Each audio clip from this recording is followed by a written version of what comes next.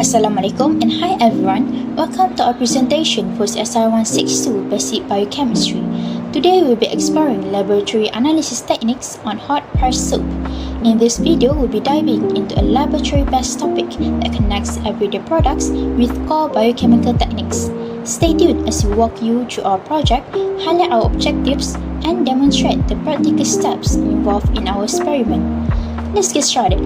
First, let us introduce our team members. We have Nurul Irish Elisa, Nurul Inas, Nura Lavitri, Nurul Hidayah, Aisara Umira, Anis Nadia, and Aina Farhana.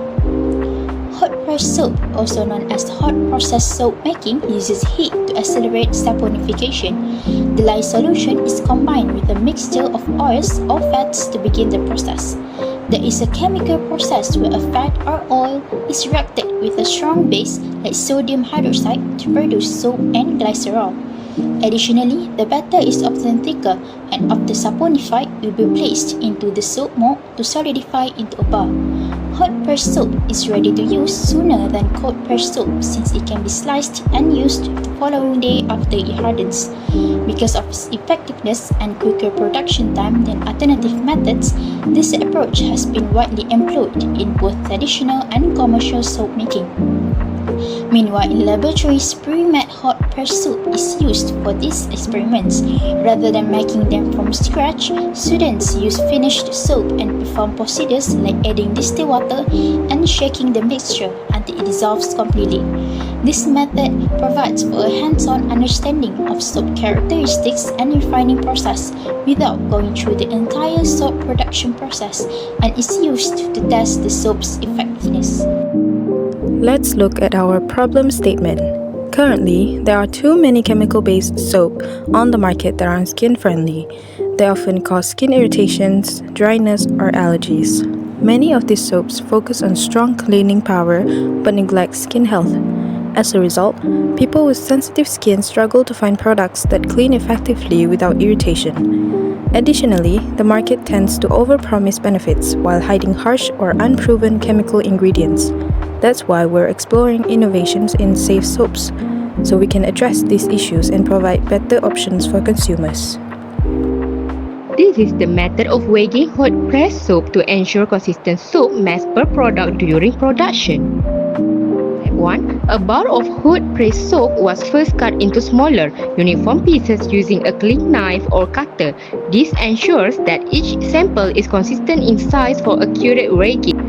The analytical balance was calibrated using a standard calibration weight to ensure precise measurement. Then, a clean weighing board was placed on the balance pan. After that, the tear of zero function was activated to remove the weight of the container.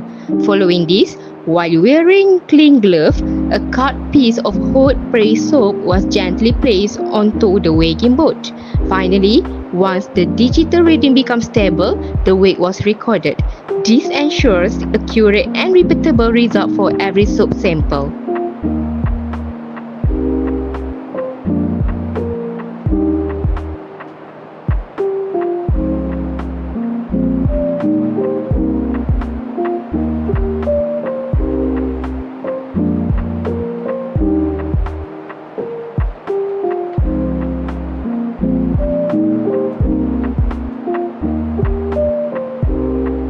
To ensure that the soap is safe and suitable for skin application, a pH analysis was conducted using a pH meter. Firstly, a total of 15 milliliters of distilled water were measured using a centrifuge tube, and approximately 1 gram of soap was added into the tube. The tube was then securely capped and shaken until the soap was fully dissolved. Next, the pH meter's electrode was rinsed with distilled water to eliminate any residual substances to prevent contamination and dried using tissue paper. The electrode was then submerged into the diluted soap solution. The pH meter was allowed to stabilize until a consistent reading was displayed, as the presence of soap residue in the solution can interfere with electrode sensitivity and delay stabilization. Finally, The pH value displayed on the screen was recorded.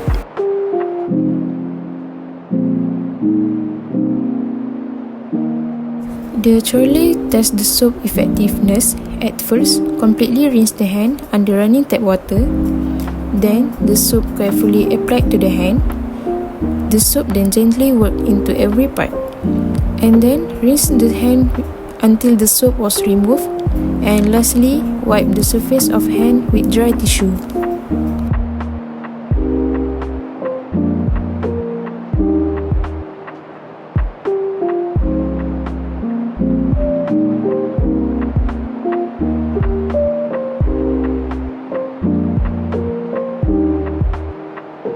The third method is microbiological analyzing using nutrient agar plates. It is to detect microbial contamination. The first one, a sterile cotton swab, was used to rub the surface of the hot-pressed soap gently. The second one, the swab was scratched across the agar plate in a grass pattern. The third one, the plate was incubated at 37 Celsius for 24 hours. And the last one, the growth was observed. Let's move on to discussion. For the growth of bacteria or nutrient agar that is labeled without soap, it is observed that there are only fewer bacterial colonies. This is mere due to the better mechanical scrubbing, such as rubbing the hand thoroughly with water. It will physically dislodging the bacteria. Other than that, short swab contact.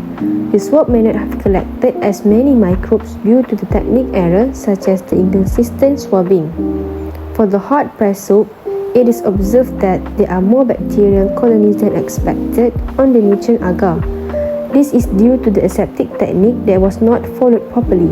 The contamination may occur during swabbing or touching surface after washing. Also, it is due to the poor hand washing technique. The soap was not rubbed long enough for at least 20 seconds or didn't cover all areas such as the fingertips, thumbs, or undernails. Based on our results, the sample washed with hot-pressed soap actually showed more bacterial colonies than the one washed without soap. This tells us that using soap alone isn't enough.